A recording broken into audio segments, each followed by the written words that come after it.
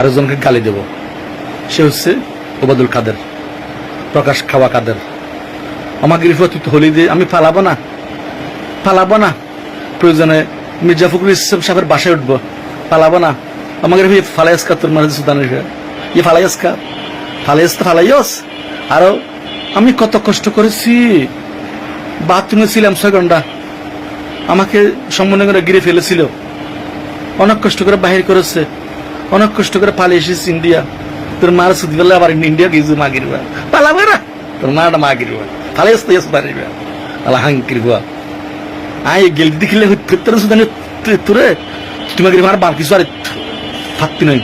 আর আমলি কামাতে আসতে আসতে তুই মরে যাবি গই, আমলি আসতে আরো 20 বছর লাগব।